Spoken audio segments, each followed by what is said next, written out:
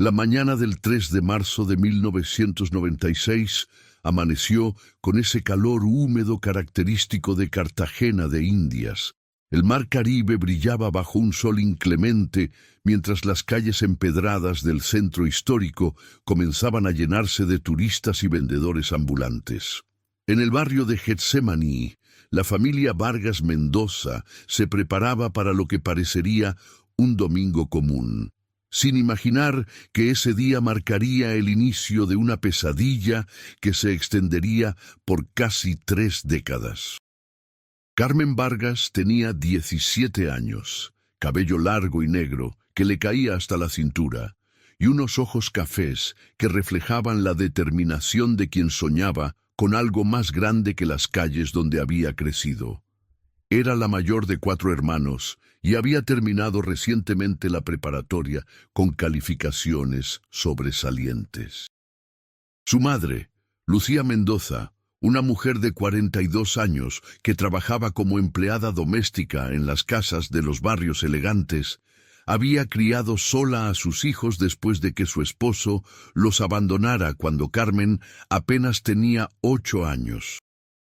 Ese domingo, Carmen le había dicho a su madre que asistiría a la misa de las 10 de la mañana en la iglesia de San Pedro Claver, una de las más antiguas de la ciudad, donde solía reunirse con amigas de la escuela. Lucía no encontró nada extraño en eso. Su hija era devota, participaba activamente en las actividades de la parroquia y ayudaba con el catecismo de los niños más pequeños. Después de la misa, Carmen planeaba visitar a su mejor amiga, Patricia Domínguez, para estudiar juntas para el examen de admisión a la universidad. Al menos eso fue lo que dijo. Y ahora, antes de continuar con esta historia, me gustaría pedirte que te suscribieras a nuestro canal y que nos comentaras desde qué parte del mundo nos estás viendo. Tu apoyo es muy importante para seguir trayendo estas historias que necesitan ser contadas. Muchas gracias. Carmen salió de su casa poco después de las 9 de la mañana, vistiendo un vestido blanco con flores amarillas que ella misma había cosido. Llevaba una pequeña bolsa de tela cruzada sobre el hombro con su rosario, una libreta y algo de dinero que había ahorrado trabajando los fines de semana en una tienda de artesanías. Cuando se despidió de su madre con un beso en la mejilla, Lucía notó algo diferente en su mirada, una mezcla de nerviosismo y emoción que no supo interpretar en ese momento. Las horas pasaron. La misa terminó a las 11, pero Carmen nunca llegó a casa de Patricia. Cuando cayó la tarde y las sombras comenzaron a extenderse sobre las calles coloniales, Lucía sintió ese vacío en el estómago que solo las madres conocen cuando algo no está bien. Llamó a Patricia desde el teléfono público de la esquina. La respuesta la dejó helada. Carmen nunca había aparecido. Tampoco había estado en la misa de las 10, según confirmó después el padre Hernán Ruiz, el párroco de San Pedro Claver. Para las 8 de la noche, Lucía ya había recorrido medio barrio preguntando por su hija. Los hermanos menores de Carmen, Daniel de 14 años, Sofía de 11 y el pequeño Miguel de 7, esperaban en casa con los ojos hinchados de tanto llorar. Nadie había visto a Carmen después de que saliera esa mañana. Era como si la tierra se la hubiera tragado. Al día siguiente, Lucía acudió a la policía de Cartagena para presentar la denuncia de desaparición. El oficial que la atendió, un hombre de mediana edad con bigote espeso y mirada cansada, tomó nota de los datos con una lentitud que exasperó a la madre desesperada. Le hizo preguntas que la hirieron profundamente. ¿Su hija tenía novio? ¿Había mostrado interés en algún muchacho?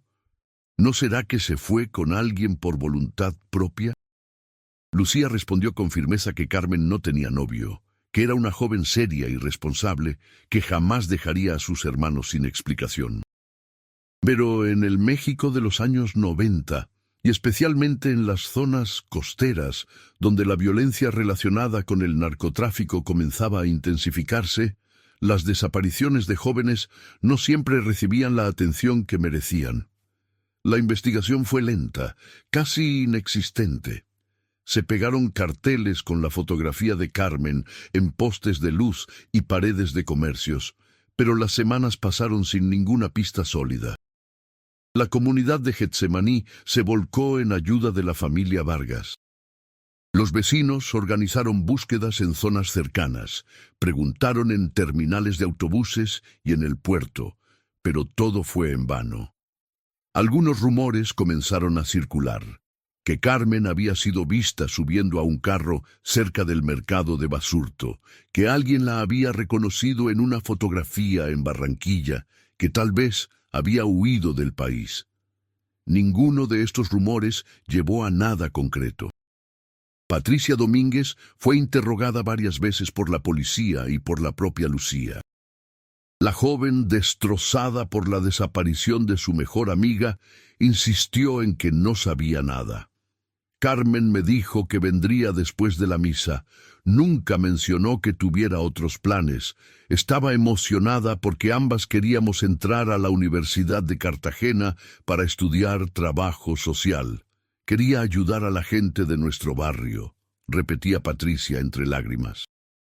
Los meses se convirtieron en años. Lucía nunca dejó de buscar.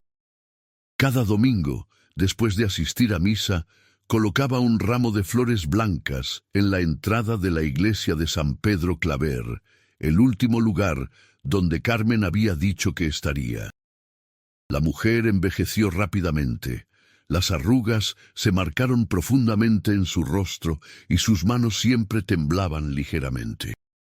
Trabajaba de sol a sol para mantener a sus 3 hijos restantes, pero cada noche, antes de dormir, miraba la fotografía de Carmen colocada en un pequeño altar improvisado en la sala de su modesta casa. Daniel, Sofía y Miguel crecieron bajo la sombra de esa ausencia. Daniel se volvió callado y retraído, siempre con la sensación de que debía haber protegido a su hermana mayor. Sofía desarrolló una ansiedad constante que la acompañaría durante toda su adolescencia. Miguel apenas recordaba el rostro de Carmen, pero había escuchado su historia tantas veces que sentía que conocía a esa hermana fantasma mejor que a sí mismo. La vida continuó en Cartagena. La ciudad se transformó con el paso de los años. El turismo creció exponencialmente. Los edificios antiguos fueron restaurados, nuevos hoteles y restaurantes abrieron sus puertas. Getsemaní, antes un barrio marginal, comenzó a gentrificarse lentamente. Pero para la familia Vargas, el tiempo se había detenido en la mañana del 3 de marzo de 1996. En el año 2003, cuando ya habían transcurrido 7 años desde la desaparición, Lucía recibió una llamada anónima. Una voz masculina, ronca y nerviosa, le dijo: «Su hija está viva, búsquela en Medellín». La línea se cortó antes de que ella pudiera hacer más preguntas. Lucía, desesperada, reunió todos sus ahorros y viajó a Medellín, una ciudad que le parecía enorme y aterradora. Recorrió albergues, hospitales y comunidades marginales, mostrando la fotografía de Carmen. Algunas personas creían reconocerla, pero al final siempre resultaba ser un error. Regresó a Cartagena 2 semanas después, con el corazón más roto que nunca. Los años siguientes trajeron más dolor. En 2008, Daniel murió en un accidente de moto cuando regresaba de su trabajo nocturno como vigilante. Lucía sintió que el destino era cruel e injusto. Había perdido a 2 hijos y no tenía ni siquiera un cuerpo para llorar en el caso de Carmen. Sofía, que para entonces tenía 23 años y trabajaba como maestra en una escuela primaria, se convirtió en el principal apoyo de su madre. Miguel, de 19 años, estudiaba mecánica automotriz y soñaba con algún día poder ayudar económicamente a su familia de manera significativa. La iglesia de San Pedro Claver seguía siendo un lugar central en la vida de Lucía. El padre Hernán Ruiz había fallecido en 2005 y varios sacerdotes habían pasado por la parroquia desde entonces. En 2015 llegó el padre Antonio Salcedo, un hombre de 55 años oriundo de Puebla que había servido en diferentes diócesis del país. Era un sacerdote carismático, querido por su comunidad, conocido por sus homilías emotivas y su dedicación a los más necesitados. El padre Antonio conoció a Lucía poco después de su llegada. La mujer seguía asistiendo a misa todos los domingos y colocando sus flores blancas en memoria de Carmen. El sacerdote se conmovió por su historia y comenzó a incluir en sus oraciones una mención especial por las familias que sufren la desaparición de seres queridos. Oremos por quienes no saben dónde están sus hijos, sus hermanos, sus padres, por quienes viven en la incertidumbre y el dolor de la ausencia, decía desde el púlpito. Lucía encontró en el padre Antonio un confidente y un consuelo espiritual. Hablaban frecuentemente después de las misas. Él la escuchaba con paciencia, le ofrecía palabras de aliento y le recordaba que la fe podía sostenerla incluso en los momentos más oscuros. Dios no abandona a sus hijos, doña Lucía. Carmen está en sus manos, esté donde esté, le repetía. Pero el padre Antonio cargaba con un peso que nadie conocía. Algo lo atormentaba en las noches silenciosas del convento, algo que lo hacía despertar con sudores fríos y el corazón acelerado. Durante años, había vivido con un secreto que le quemaba el alma, un secreto que violaba todo lo que había jurado como sacerdote. En marzo de 2023, exactamente 27 años después de la desaparición de Carmen, el padre Antonio enfermó gravemente. Un cáncer de páncreas avanzado le dio apenas unas semanas de vida. Fue trasladado al Hospital Universitario del Caribe en Cartagena, donde recibió cuidados paliativos. Sabía que su tiempo se agotaba y que pronto tendría que enfrentarse a su juicio final. Una tarde pidió que llamaran a Lucía Mendoza. La mujer, ahora de 69 años, acudió al hospital intrigada por la urgencia en el mensaje. Cuando entró a la habitación del padre Antonio, lo encontró demacrado, con el rostro consumido por la enfermedad, pero con los ojos brillantes de lágrimas contenidas. «Doña Lucía», comenzó el sacerdote con voz débil, «necesito hablar con usted sobre Carmen. Necesito liberarme de este peso antes de morir». Lucía sintió que las piernas le temblaban.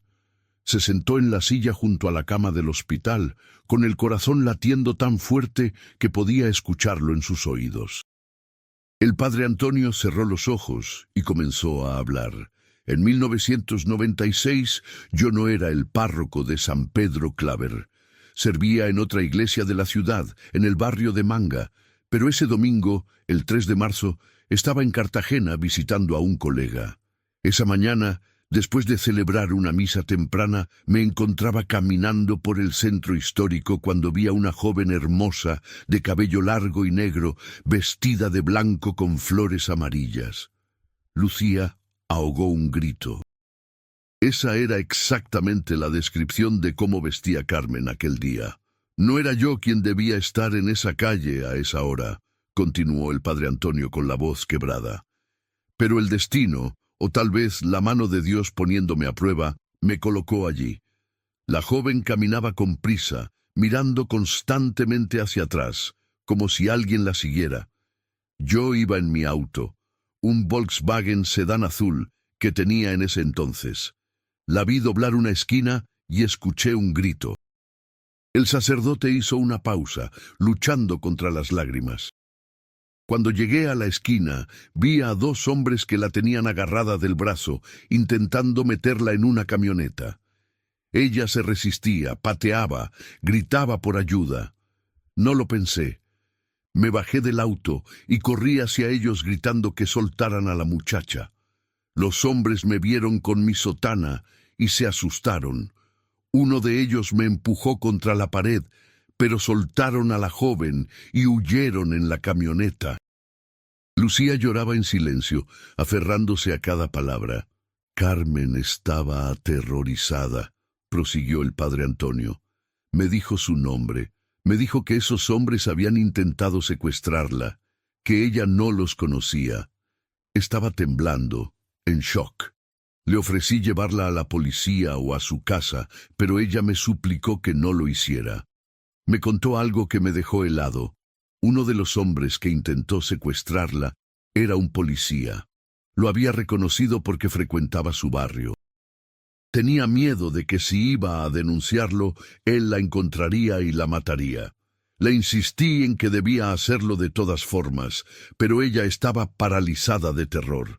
Entonces me pidió algo que cambió todo. Me rogó que la ayudara a esconderse, solo por unos días, hasta que pudiera pensar con claridad qué hacer. Me dijo que no podía volver a su casa porque temía poner en peligro a su familia. El padre Antonio abrió los ojos y miró directamente a Lucía. Cometí un terrible error, doña Lucía. Debí haber llamado a las autoridades de inmediato, debí haber insistido en llevarla con su familia, pero vi su miedo, vi su desesperación, y pensé que estaba haciendo lo correcto al ayudarla. La llevé a un convento de monjas en las afueras de la ciudad, dirigido por la hermana Beatriz Torres. Le expliqué la situación, y las monjas aceptaron darle refugio temporal. Lucía no podía creer lo que estaba escuchando.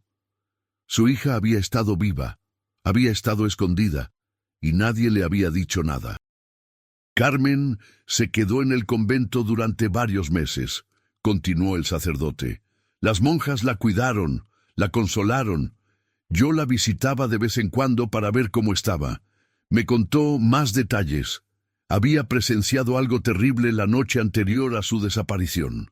Desde la ventana de su casa vio cómo ese policía y otros hombres descargaban paquetes sospechosos de una camioneta en un almacén abandonado cerca de su barrio.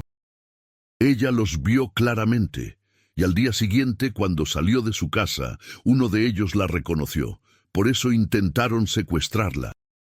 Le aconsejé que denunciara lo que había visto, pero ella seguía aterrada. Decía que nadie le creería, que era una muchacha de barrio contra policías corruptos. Con el tiempo, Carmen comenzó a adaptarse a la vida en el convento. Las monjas le enseñaron diferentes oficios, participaba en las oraciones, ayudaba con las tareas. Un día me dijo que estaba considerando tomar los votos, que tal vez esa era su verdadera vocación. El padre Antonio tosió violentamente. Una enfermera entró brevemente para revisar sus signos vitales y salió dejándolos solos nuevamente. En 1997, un año después de su desaparición, Carmen decidió irse. Dijo el sacerdote con voz apenas audible. Me confesó que ya no soportaba vivir escondida, que quería una vida nueva, pero lejos de Cartagena. Las monjas tenían conexiones con otros conventos en diferentes partes del país. Se arregló para que Carmen viajara a un convento en Oaxaca, con una nueva identidad. Le dieron documentos falsos, un nombre nuevo. Se convirtió en María Elena Soto. Lucía estaba destrozada. ¿Por qué nunca me dijo nada? ¿Por qué me dejó sufrir todos estos años pensando que mi hija estaba muerta? Sollozó. Porque Carmen me hizo prometer que no revelaría su paradero a nadie, ni siquiera a usted, respondió el padre Antonio con lágrimas rodando por sus mejillas. Me dijo que era mejor que su familia pensara que estaba muerta antes que ponerlos en peligro. Que si esos hombres descubrían que seguía viva, irían tras ustedes para encontrarla. Yo, en mi ingenuidad, creí que estaba protegiendo a todos guardando el secreto. Pero con los años me di cuenta del terrible error que había cometido. Le quité a una madre la oportunidad de saber que su hija estaba viva. Le robé 27 años de paz. El silencio en la habitación era opresivo. Lucía lloraba sin control mientras procesaba la información. Su hija había estado viva todo este tiempo. Viva pero lejos, con otra identidad, en otro lugar. ¿Dónde está ahora?, preguntó finalmente Lucía. ¿Sigue en Oaxaca? El padre Antonio negó con la cabeza lentamente. No lo sé con certeza. Perdí contacto con ella hace unos 15 años. La última vez que hablamos, me dijo que había dejado el convento y que trabajaba como maestra en una escuela rural. Me pidió que no intentara buscarla más. Pero tengo algo para usted. El sacerdote señaló con esfuerzo una pequeña caja de madera en la mesa de noche. Lucía la tomó con manos temblorosas y la abrió. Dentro había varias cartas amarillentas por el tiempo, todas dirigidas a mamá. Carmen escribió estas cartas durante sus primeros años en Oaxaca, explicó el padre Antonio. Me las enviaba a mí para que yo se las entregara a usted cuando considerara que era seguro. Pero nunca encontré el valor. Siempre había una razón para esperar un poco más. Y luego pasó tanto tiempo que ya no sabía cómo enfrentar lo que había hecho. Lucía abrió la primera carta con manos temblorosas. La letra era inconfundiblemente de Carmen. Mamá querida, no sabes cuánto te extraño. Cada día pienso en ti, en Daniel, Sofía y Miguel. Me duele el alma saber el dolor que les estoy causando, pero te prometo que es por su bien. Los hombres que intentaron llevarme ese día siguen siendo peligrosos. He visto sus nombres en periódicos que llegan al convento. Están involucrados en cosas terribles. No puedo volver, no todavía, pero quiero que sepas que estoy bien, que las monjas me cuidan, que rezo por ustedes cada noche. Algún día, cuando sea seguro, volveré a casa. Te amo con todo mi corazón, Carmen. La carta estaba fechada el 15 de agosto de 1996, apenas 5 meses después de su desaparición. Lucía leyó carta tras carta, cada una desgarrándole más el corazón.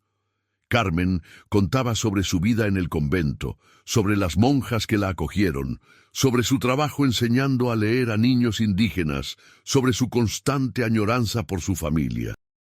En una carta de 1999, Carmen mencionaba que había conocido a un hombre bueno, un maestro de un pueblo cercano llamado Javier, que la había ayudado a sanar emocionalmente. En otra carta de 2001, escribía sobre su matrimonio con Javier y su deseo de tener hijos algún día, pero siempre con la tristeza de saber que su verdadera familia nunca conocería a sus nietos. Hay una última cosa, dijo el padre Antonio con voz casi inaudible. Hace 3 años recibí una carta de Carmen. Me informaba que Javier había fallecido en un accidente y que ella se había mudado a la Ciudad de México para estar cerca de la familia de él. Me dejó una dirección, pero me pidió nuevamente que no la compartiera con nadie. Sin embargo, la guardé. Está en el sobre amarillo dentro de la caja. Lucía encontró el sobre y lo abrió. Dentro había una dirección en la colonia Coyoacán de la Ciudad de México y un número de teléfono celular. No sé si todavía vive allí, continuó el sacerdote. No sé si ese número sigue funcionando, pero es lo único que puedo darle. Perdóneme, doña Lucía, he sido un cobarde. Pensé que estaba haciendo lo correcto, pero solo causé más dolor. Llevo esta culpa desde hace 27 años y ahora, frente a la muerte, necesitaba liberarme de ella. Necesitaba que usted supiera la verdad. Lucía se quedó mirando al padre Antonio durante un largo momento. Sentía tantas emociones contradictorias, alivio de saber que su hija había estado viva, furia por los años robados, tristeza por todo el tiempo perdido, esperanza de que tal vez aún podría reencontrarse con Carmen. No sé si puedo perdonarlo, dijo finalmente Lucía con voz firme. Usted me robó la oportunidad de ver crecer a mi hija, de estar con ella en sus momentos difíciles, de conocer a su esposo. tal vez a mis nietos. Usted decidió por mí, decidió por Carmen, y nos condenó a ambas a un sufrimiento innecesario. El padre Antonio asintió, aceptando el reproche. Lo sé, no espero su perdón. Solo quería que supiera la verdad antes de morir. Carmen está viva, o al menos lo estaba hace 3 años. Tal vez todavía pueda encontrarla. Lucía se levantó de la silla, guardó la caja con las cartas contra su pecho y caminó hacia la puerta. Antes de salir, se volvió hacia el sacerdote moribundo. Que Dios lo juzgue, padre Antonio. Yo no tengo ese derecho, pero le agradezco haber finalmente dicho la verdad. Me ha devuelto algo que creía perdido para siempre, la esperanza. Salió de la habitación del hospital con pasos firmes. El padre Antonio Salcedo murió 3 días después, llevándose a la tumba la culpa que lo había atormentado durante casi 3 décadas. La noticia de la confesión del sacerdote sacudió a la comunidad de Cartagena. Los medios locales cubrieron la historia extensamente. Muchos se preguntaban cómo era posible que un hombre de la Iglesia hubiera guardado ese secreto durante tanto tiempo. Otros defendían al padre Antonio, argumentando que había actuado con buenas intenciones al proteger a Carmen de sus captores. La diócesis emitió un comunicado expresando su pesar por el sufrimiento causado a la familia Vargas y prometiendo cooperar con cualquier investigación. Sofía y Miguel no podían creer la noticia. Su hermana mayor, a quien apenas recordaban, había estado viva todo este tiempo. Sofía sintió una mezcla de alegría y rabia. ¿Cómo pudo hacernos esto?, le preguntó a su madre entre lágrimas. Éramos niños, la necesitábamos. ¿Cómo pudo dejarnos sufrir así? Lucía trató de explicarles lo que había aprendido de las cartas de Carmen. Ella creía que nos estaba protegiendo. Tenía miedo de que esos hombres nos hicieran daño para encontrarla.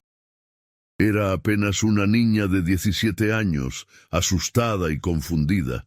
Tomó una decisión terrible, pero lo hizo pensando en nosotros. Miguel, ahora un hombre de 34 años, se mostró más receptivo. Tal vez podamos encontrarla, mamá. Tenemos una dirección. Podemos ir a la Ciudad de México y buscarla. Pero Lucía dudaba. Habían pasado 27 años. Carmen tenía ahora 44 años. Había construido una vida completamente diferente. ¿Tenía Lucía derecho a irrumpir en esa vida? ¿Querría Carmen ser encontrada? Durante semanas, Lucía luchó con esa decisión. Leía y releía las cartas de su hija, buscando pistas sobre lo que debía hacer. Finalmente, decidió escribir una carta propia.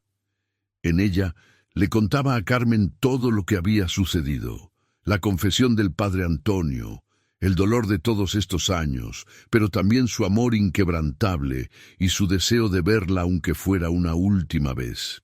«No te escribo para reclamarte nada, mi niña hermosa», escribió Lucía.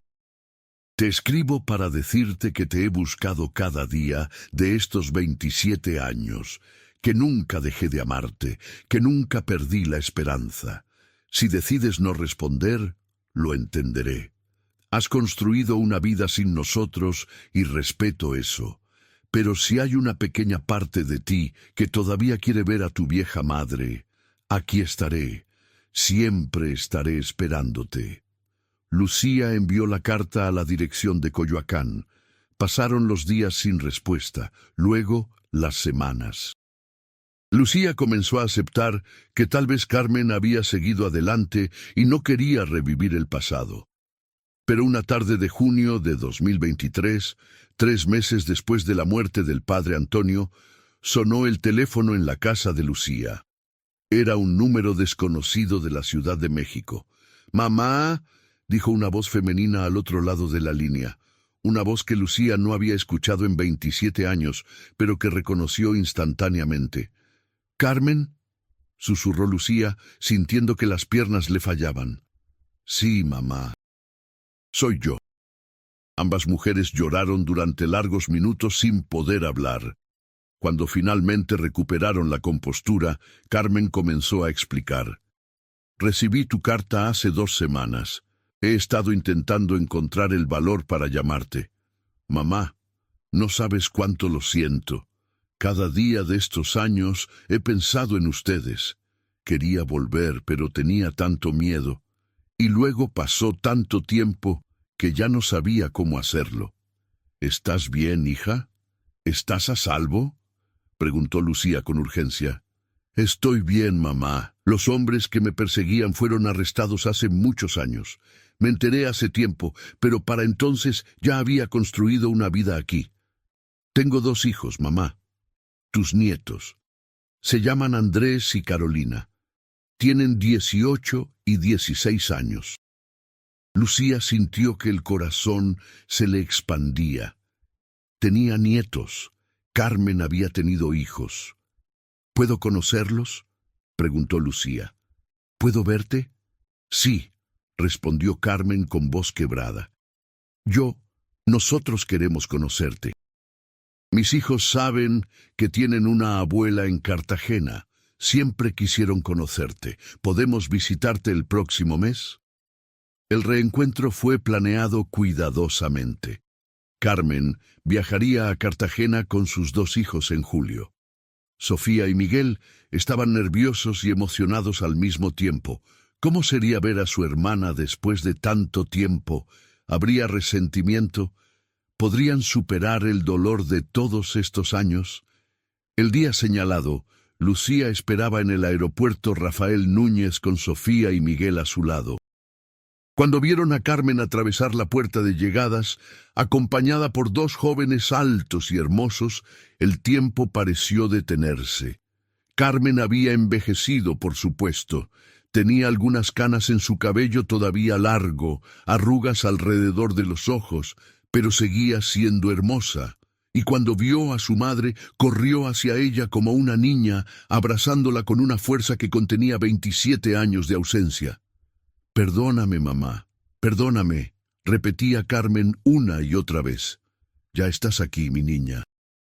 «Ya estás aquí», respondía Lucía, acariciando el cabello de su hija, como solía hacer cuando era pequeña. Sofía y Miguel se unieron al abrazo, llorando los 3 juntos. Los hijos de Carmen, Andrés y Carolina, observaban la escena conmovidos, entendiendo por primera vez la magnitud del dolor que había causado la separación de su familia. Los días que siguieron fueron de sanación. Carmen les contó toda su historia en detalle.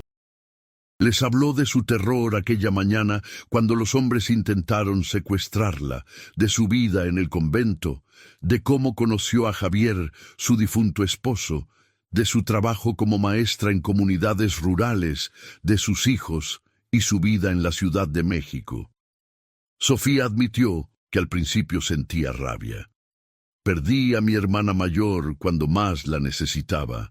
Crecí con un vacío que nada podía llenar. Daniel murió sin saber que estabas viva. Eso nunca lo voy a superar completamente. Carmen lloró al escuchar sobre la muerte de Daniel. Era apenas un niño cuando me fui. Dios mío, cuánto daño causé. Pero Miguel fue más comprensivo.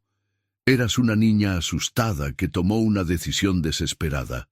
No voy a decir que fue la correcta, pero entiendo por qué lo hiciste. Lo importante es que estás aquí ahora. Podemos construir algo nuevo. Durante esa semana, Carmen visitó todos los lugares de su infancia. Caminó por las calles de Getsemaní que habían cambiado tanto, visitó la iglesia de San Pedro Claver, donde colocó flores en memoria del padre Antonio, a pesar de todo, y se sentó en la playa a ver el atardecer como solía hacer cuando era adolescente. Andrés y Carolina se enamoraron de Cartagena y de su familia recién descubierta. Conocieron las historias de su madre, vieron fotografías antiguas, escucharon los relatos de Lucía sobre cómo era Carmen de niña. «Mamá nunca nos contó mucho sobre su vida antes de Oaxaca», confesó Andrés. «Ahora entendemos por qué». La noticia del reencuentro también sacudió a la comunidad. Los medios querían entrevistar a la familia, pero Lucía declinó educadamente. Esta es nuestra historia, nuestro dolor y nuestra sanación. No es un espectáculo público, declaró. La investigación sobre los hombres que intentaron secuestrar a Carmen en 1996 fue reabierta. Con el testimonio de Carmen, ahora adulta y dispuesta a hablar, la Fiscalía pudo identificar a algunos de los involucrados. 2 de ellos ya habían muerto, pero 3 seguían vivos, incluyendo el policía corrupto que Carmen había reconocido. Fueron arrestados y acusados de intento de secuestro, obstrucción de la justicia y participación en actividades de narcotráfico. El caso fue difícil de probar después de tantos años, pero el testimonio detallado de Carmen y algunas evidencias que se recuperaron llevaron a condenas para los 3 hombres. Patricia Domínguez, la mejor amiga de Carmen, se enteró del reencuentro por las noticias. Llamó a Lucía inmediatamente pidiendo ver a Carmen. El encuentro entre las 2 antiguas amigas fue emotivo y complejo. Patricia también había envejecido. Era ahora una mujer de 44 años, casada y con 3 hijos. «Lloré tu pérdida durante años», le dijo Patricia a Carmen. «Pensé que te habían matado. Vivía con la culpa de no haber estado allí ese domingo. Si hubieras venido a mi casa como planeamos, tal vez nada de esto habría pasado». «No fue tu culpa», respondió Carmen. «Nada de esto fue culpa tuya. Yo tomé decisiones que afectaron a todos. Cargué con mi secreto durante 27 años mientras ustedes sufrían pensando que estaba muerta. Esa culpa es mía». Pero Patricia, después del dolor inicial, también encontró espacio para el perdón. Las 2 mujeres pasaron una tarde entera conversando, recuperando parte de la amistad que habían perdido. Carmen tuvo que regresar a la Ciudad de México después de 2 semanas en Cartagena. Tenía responsabilidades, un trabajo, una vida establecida. Pero antes de partir, hizo una promesa a su madre y hermanos. «No volveré a desaparecer», dijo con firmeza. «Vendré a visitarlos cada año. Los llamaré todas las semanas. Mis hijos conocerán a su familia. No puedo recuperar el tiempo perdido, pero puedo asegurarme de que no perdamos más tiempo». Lucía, ahora de 70 años, aceptó con sabiduría que no podía cambiar el pasado. «Tuve 27 años de dolor, pero ahora tengo el resto de mi vida para conocer a mis nietos y recuperar a mi hija. No todos tienen esa segunda oportunidad». Los meses siguientes fueron de ajuste. Carmen mantuvo su promesa y llamaba religiosamente cada domingo. Sofía y Miguel viajaron a la Ciudad de México en septiembre para pasar tiempo con su hermana y sobrinos. Comenzaron a construir relaciones, lenta pero firmemente. En diciembre de 2023, Carmen regresó a Cartagena para pasar las festividades navideñas con su familia. Trajo a Andrés y Carolina, y por primera vez en casi 3 décadas, la familia Vargas estuvo completa alrededor de una mesa navideña. Faltaba Daniel, cuyo recuerdo honraron con una fotografía en el altar familiar, pero todos los demás estaban allí. «Brindemos por las segundas oportunidades», propuso Miguel levantando su copa. «Por las familias que se reencuentran a pesar del dolor. Por mamá que nunca dejó de buscar. Y por Carmen que finalmente encontró el valor de volver a casa». Todos brindaron con lágrimas en los ojos. Lucía miró a su alrededor, a sus hijos, a sus nietos, y sintió una paz que no había experimentado en décadas. El dolor de los años perdidos nunca desaparecería completamente, pero ahora estaba balanceado con la alegría del reencuentro.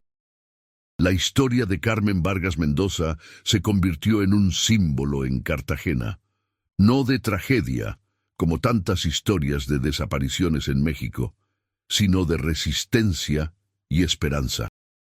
Era un recordatorio de que las decisiones tomadas en momentos de terror pueden tener consecuencias que se extienden por décadas, afectando a generaciones enteras.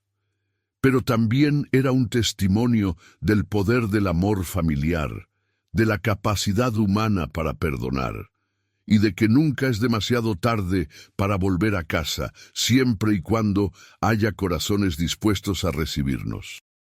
La confesión del padre Antonio, aunque revelada solo en su lecho de muerte, había abierto una puerta que todos creían cerrada para siempre.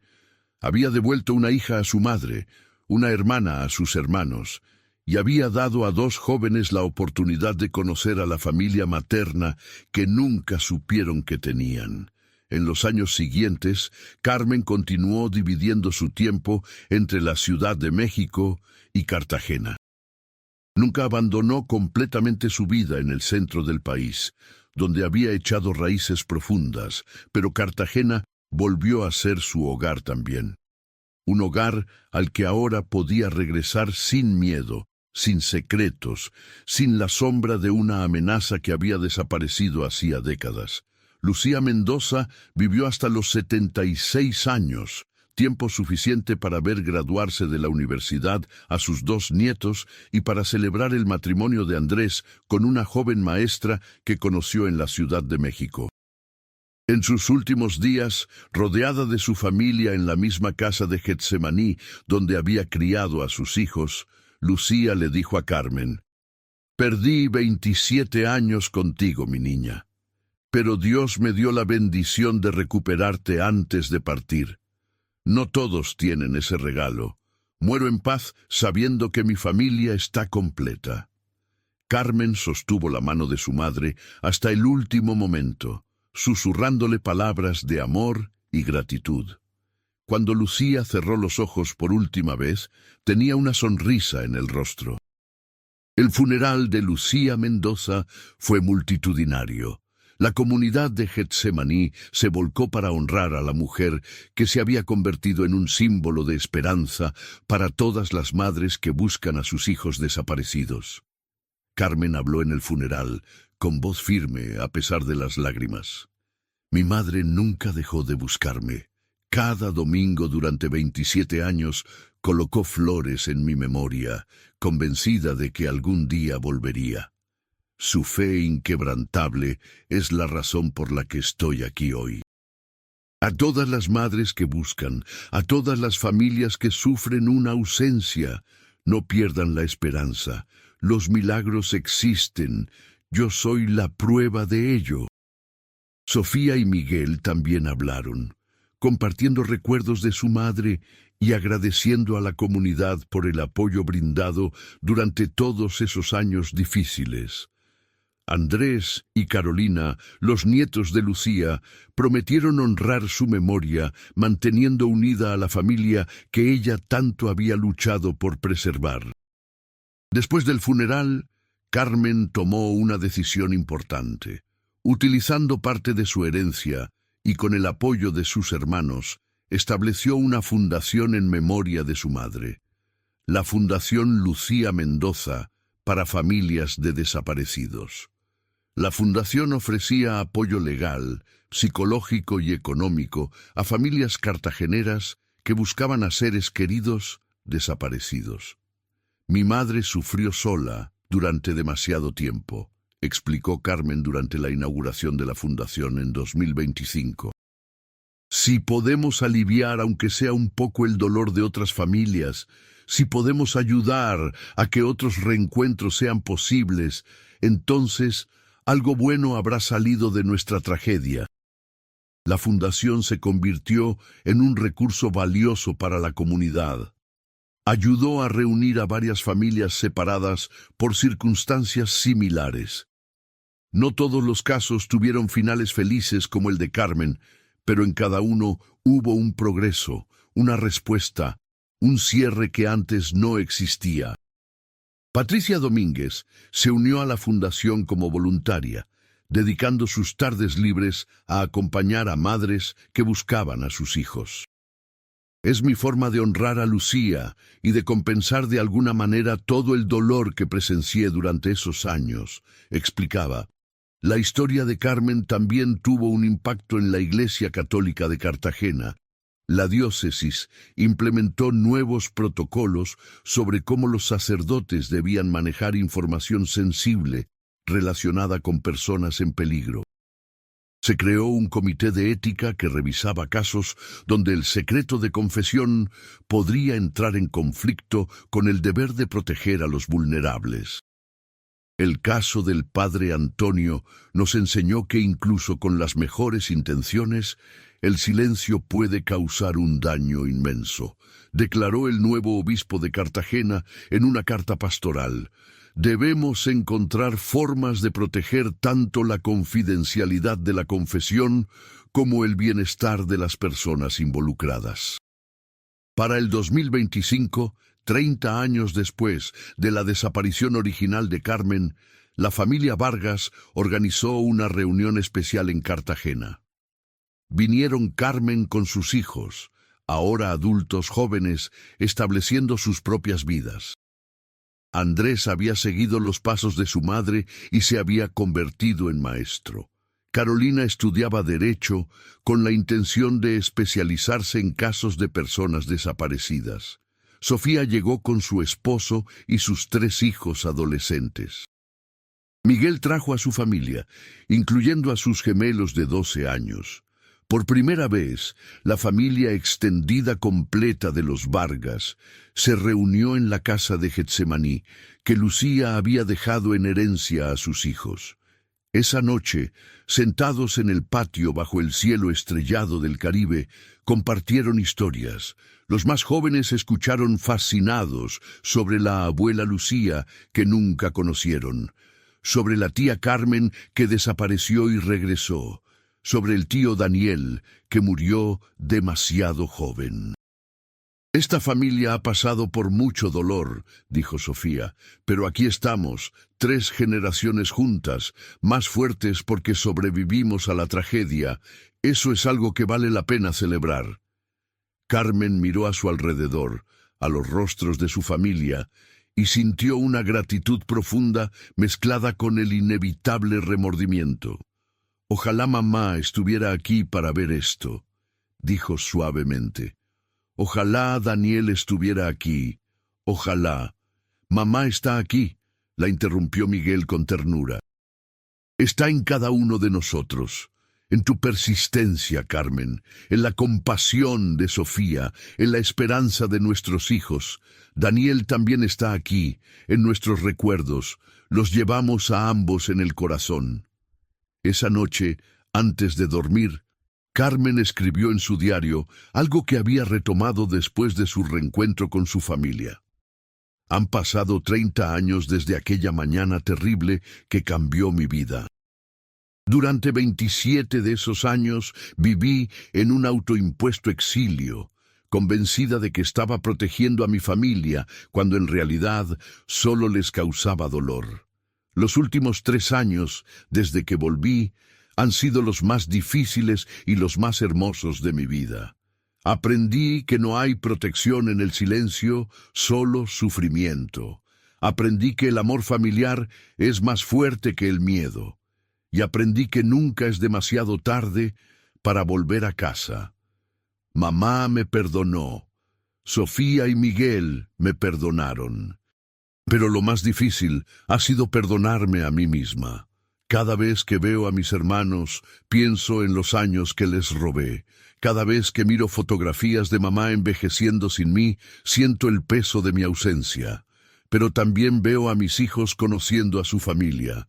Veo la alegría en los ojos de mis sobrinos, y entiendo que tal vez, de alguna manera retorcida, mi regreso trajo más luz que mi ausencia trajo oscuridad.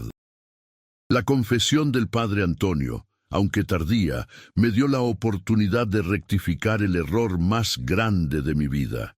Murió cargando con una culpa que no era solo suya. Yo la compartía. Pero su verdad me liberó a mí también. Me permitió dejar de huir, dejar de esconderme, dejar de vivir con miedo. México, mi hermoso y complejo México, me dio refugio cuando lo necesitaba. Oaxaca me dio un nuevo comienzo. La Ciudad de México me dio una familia en Javier y nuestros hijos.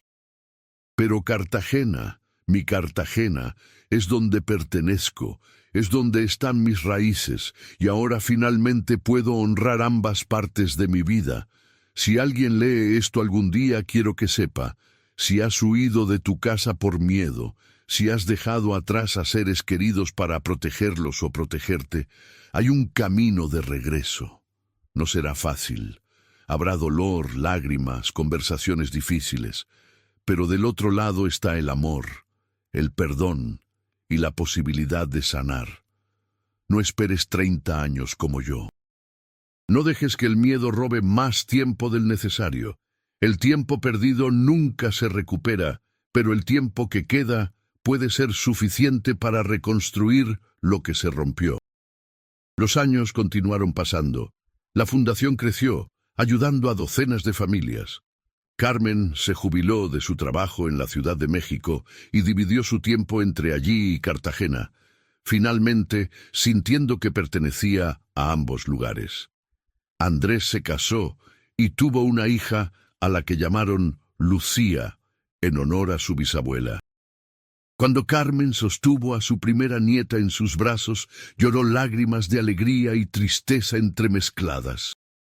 «Ojalá mi madre pudiera conocerte, pequeña Lucía», susurró.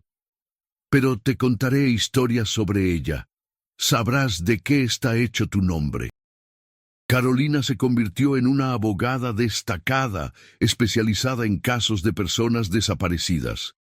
Trabajó estrechamente con la fundación de su madre, logrando varios casos de éxito donde familias se reunieron después de años de separación. En 2030, cuando Carmen cumplió 51 años, dio una charla en la Universidad de Cartagena sobre su experiencia. La audiencia estaba compuesta por estudiantes de trabajo social, psicología y derecho. Les contó su historia sin omitir detalles, sin endulzar la realidad de sus decisiones. «No les cuento esto para que me vean como una heroína», dijo. «Tomé decisiones terribles basadas en el miedo. Causé un dolor inmenso a las personas que más amaba. Pero también aprendí que el ser humano tiene una capacidad increíble para la resiliencia y el perdón. Mi madre, mis hermanos, mis hijos, todos me dieron algo que no merecía, una segunda oportunidad. No la desperdicié. Y si alguno de ustedes está en una situación donde el miedo los paraliza, donde sienten que no hay salida, quiero que sepan que siempre hay un camino de regreso a casa». La charla fue emotiva y poderosa. Varios estudiantes se acercaron después con sus propias historias de familias fragmentadas por la violencia, el miedo o las circunstancias. Carmen escuchó a cada uno, ofreciendo palabras de aliento y dirección hacia recursos que podrían ayudarlos. Esa noche, sola en su habitación de hotel en Cartagena, Carmen reflexionó sobre el camino recorrido. Desde aquella mañana aterradora de 1996 hasta este momento, 34 años después, su vida había sido una montaña rusa de emociones, decisiones y consecuencias. Pensó en el padre Antonio, quien murió liberándose de su secreto. Pensó en su madre Lucía, quien nunca perdió la fe. Pensó en Patricia, su amiga de la infancia que se había convertido en aliada de su causa. Pensó en Javier, su difunto esposo que le dio amor cuando más lo necesitaba. Y pensó en sus hijos, en sus hermanos, en sus sobrinos, en su nieta, toda una red de personas conectadas por hilos de amor y dolor. La historia de Carmen Vargas Mendoza se convirtió en un caso de estudio en universidades, en material de referencia para organizaciones que trabajan con personas desaparecidas y en inspiración para familias que aún buscan. No porque fuera un caso perfecto o porque tuviera todas las respuestas, sino porque mostraba la complejidad humana en su forma más cruda: miedo y valentía, error y redención, pérdida y reencuentro. En Cartagena, el nombre de Lucía Mendoza se convirtió en sinónimo de esperanza. La fundación que llevaba su nombre continuó su trabajo año tras año, expandiéndose a otras ciudades de la región. Cada persona reunida con su familia era un testimonio viviente de que los finales felices, aunque raros, eran posibles. Y cada domingo, sin falta, alguien colocaba flores blancas en la entrada de la iglesia de San Pedro Claver. A veces era Carmen cuando visitaba. Otras veces era Sofía o Miguel. Cuando los nietos y bisnietos de Lucía estaban en la ciudad, ellos también continuaban la tradición. Las flores eran un recordatorio de una madre que nunca dejó de buscar, de una hija que encontró el camino de regreso a casa y de una comunidad que aprendió que la esperanza, por frágil que parezca, puede sobrevivir incluso las noches más oscuras.